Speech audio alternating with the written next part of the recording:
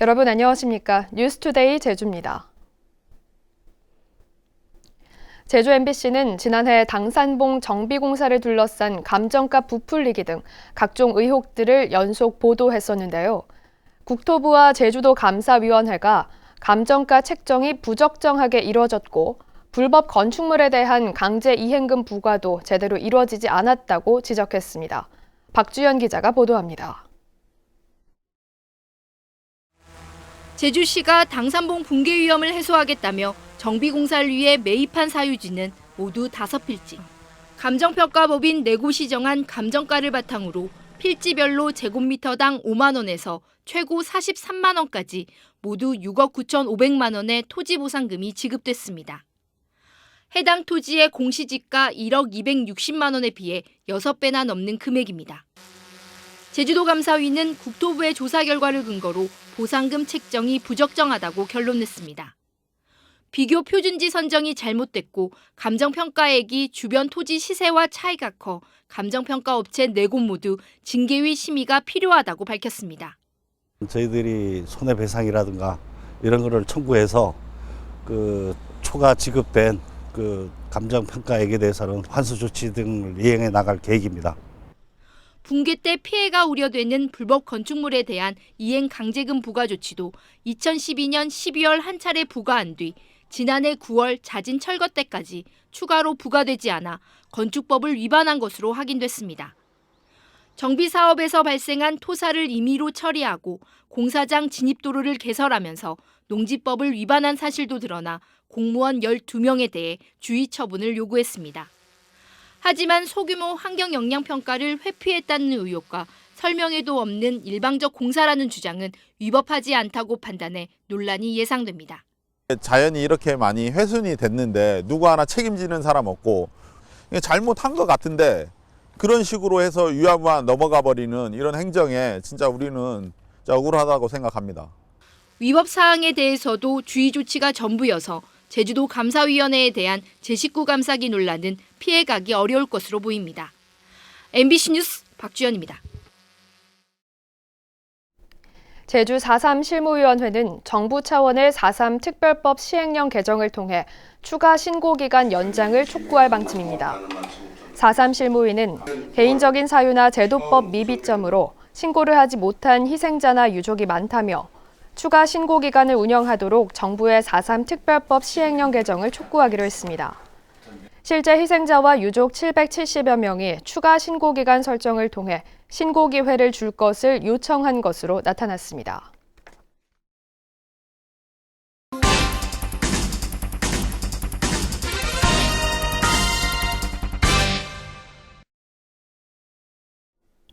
수백억 원대의 빚을 갚지 못해 경매에 넘어간 제주시 2호 유원지. 사업이 좌초되는 것을 막기 위해 최근 채권자와 협상을 시작했는데요. 이번에는 또 다른 변수가 등장했습니다. MBC 취재 결과 사업자가 건물 높이를 낮추라는 도의회 부대 의견을 거부하겠다며 사상 처음으로 이의 신청을 한 것으로 확인됐습니다. 이슈 추적 조인호 기자가 보도합니다. 지난해 10월 도의회를 통과한 2호 유원지 환경영향평가 동의안. 찬반 논란이 일자 도의회는 호텔과 콘도의 층수를 1개씩 낮추라는 조항 등 12가지 부대 의견을 붙였습니다. 경관 훼손과 숙박업소 과잉을 막겠다는 건데 객실 숫자가 10% 이상 줄어들다 보니 사업자는 처음부터 받아들이기 어렵다는 입장이었습니다. 층수 문제에 대해서는 그거는 경관심의위원회에서 5차례 충분히 논의가 되어서 통과된 걸로 알고 있습니다. 결국 사업자는 층수를 낮추라는 부대 의견만은 받아들일 수 없다며 지난달 22일 제주도에 이의 신청을 했습니다. 환경영향평가에 대한 이의 신청이 들어오면 제주도는 담당 국장을 위원장으로 7명 이내 위원회를 구성해 심의해야 합니다.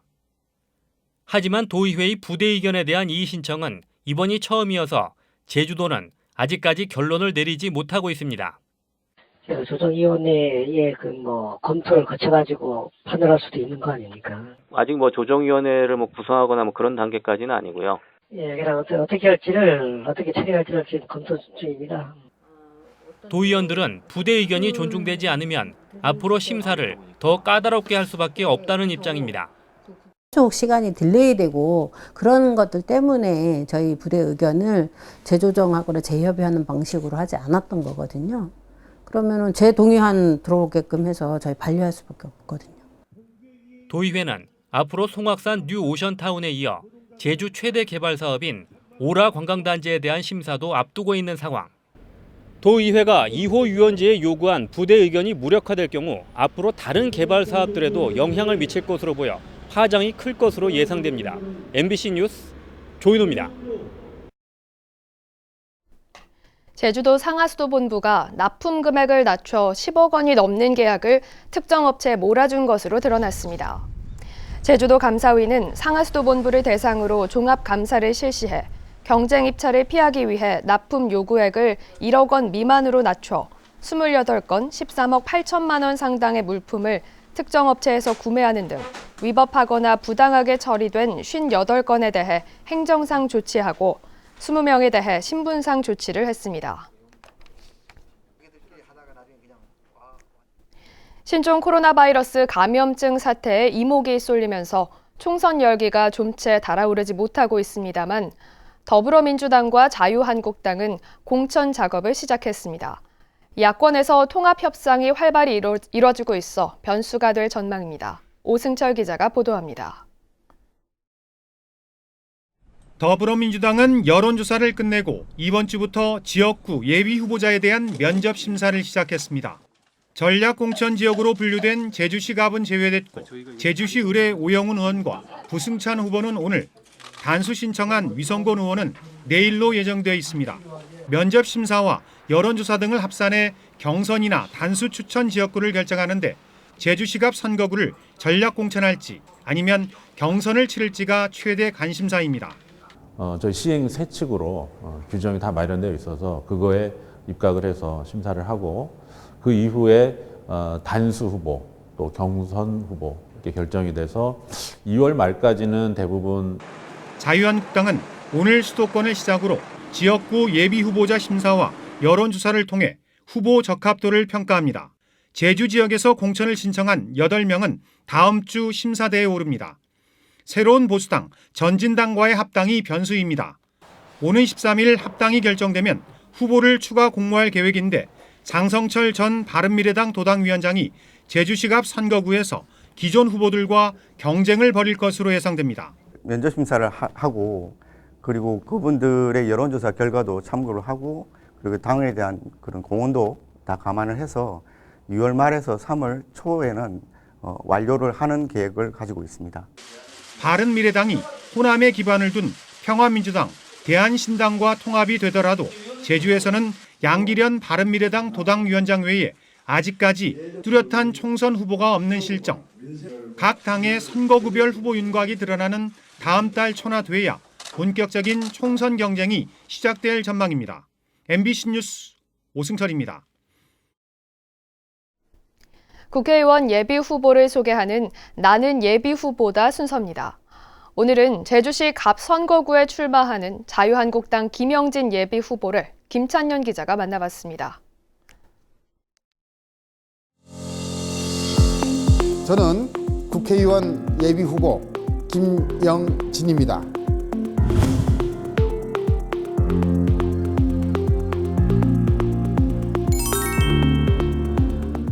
제주 지역 경제가 IMF 사태 이후 한 20여 년 만에 마이너스로 돌아섰습니다. 지난 16년 동안 도민들은 민당 국회의원들을 뽑아주었습니다. 그러나 그 결과는 참혹하게 다가왔습니다. 이 나라가 과연 어디로 갈 것인가, 이런 것에 대해서 우려를 금할 수 없었고, 제가 관광산업 전문가라서 국회에 1호로 입성해서 대한민국 관광산업, 제주의 관광산업을 새롭게 성장시켜보고자 국회의원에 입후보하게 되었습니다.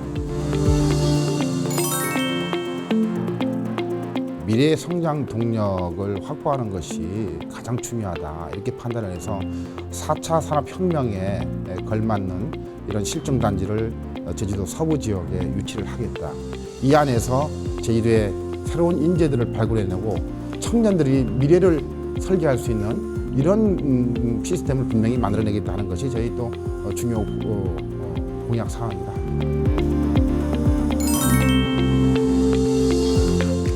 저는 이제 관광협회장을 만 8년 8개월 동안 수행하면서 우리 현업체들의 관광인들의 다양한 목소리를 제가 가슴으로 끌어안았습니다. 모두의 이익을 극대화시키기 위해서 함께 노력해 왔던 과정이 있었기 때문에 저를 주변에서 그렇고 스펀지 같은 인물이다 이렇게 말씀들을 하십니다. 또 항상 저도 그런 마음의 자세를 유지시켜 나가고 있습니다. 제가 4.3 특별법 개정안을 제가 1호로 발의할 계획입니다. 4.3 때문에 얼마나 많은 유족들이 그 아픔의 상처를 가지고 살아왔습니까? 이제 그 아픔의 굴레를 완전히 벗겨드려야 됩니다. 그랬을 때 비로소 제주도가 화합과 상생의 제주로 새롭게 태어날 수 있는 것이지 언제까지 이렇게 갈등만을 가지고 갈 수 있겠습니까? 제주의 새로운 성장 동력은 도민들의 상생과 화해입니다. 즉 4.3의 완전한 해결만이 제주의 어떻게 보면 미래 성장 동력을 우리가 키워나가는데 바탕이 된다 이렇게 생각합니다. 제주 경제 살리겠습니다.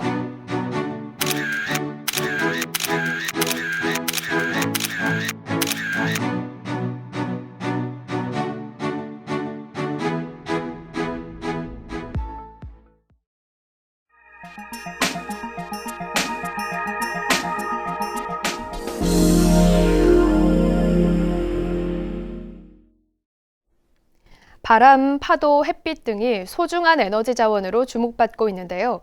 전국에서 가장 풍부한 해상 풍력을 가진 전남에서는 미래 성장 동력으로 기대를 걸고 있다고 합니다. 목포 문현철 기자가 보도합니다. 모래섬 신안 자원도 해변. 20여 개의 거대한 풍차들이 쉴 새 없이 돌아가고 있습니다.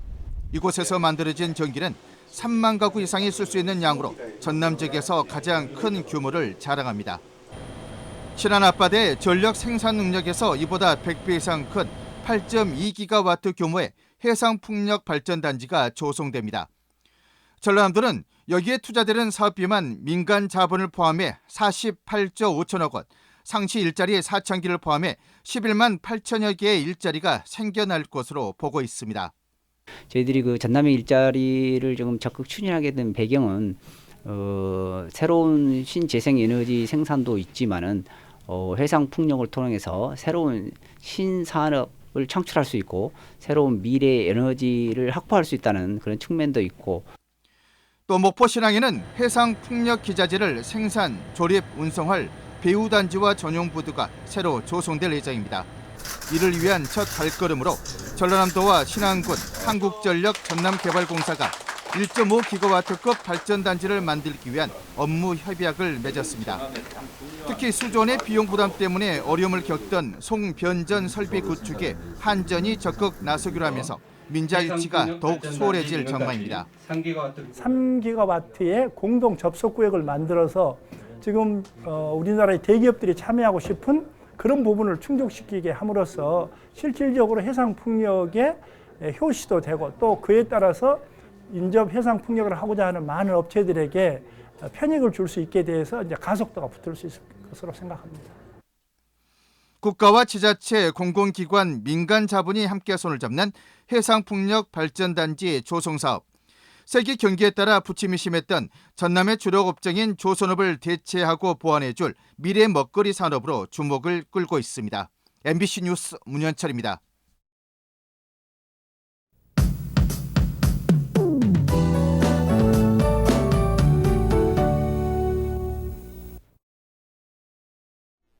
오늘은 외출하실 때 우산을 꼭 챙겨야겠습니다. 오후까지 비 소식이 있겠는데요.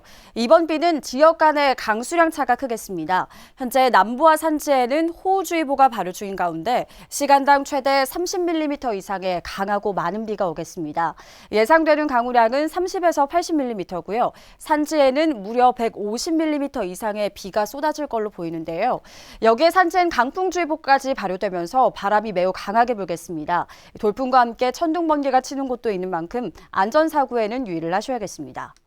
오늘 비가 내리면서 미세먼지 농도는 좋음 수준 보이겠습니다. 낮 최고 기온은 17도까지 올라서 어제보다 높겠고 평년보다는 5도나 높아서 온화하겠습니다. 다음은 자세한 지역별 날씨입니다.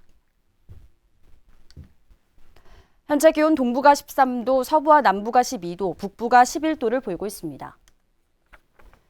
낮 최고 기온은 북부가 17도, 남부와 동부가 16도, 서부가 15도로 예상됩니다. 오늘 도서 지역엔 비가 오겠고 호우와 강풍특보가 발효 중인 가운데 현재 기온 14도 선에서 출발하고 있습니다. 제주도 남쪽 먼바다와 앞바다엔 풍랑주의보가 발효 중이고요. 물결이 최대 4m로 매우 높게 일겠습니다. 항해나 조업하는 선박은 주의하시기 바랍니다. 오늘 아침 제주공항엔 비가 내리고 있지만 항공편은 정상 운항되고 있습니다.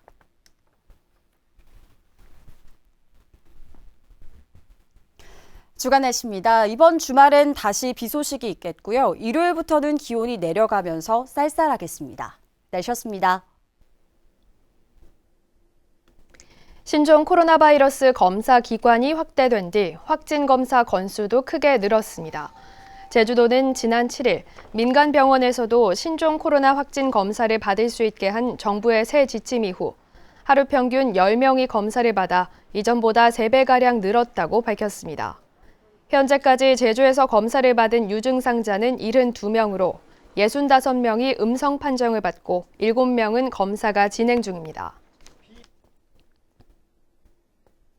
신종 코로나 바이러스 감염증의 제주 유입을 막기 위해 다음 달까지 예정된 행사들이 줄줄이 취소되거나 연기됩니다.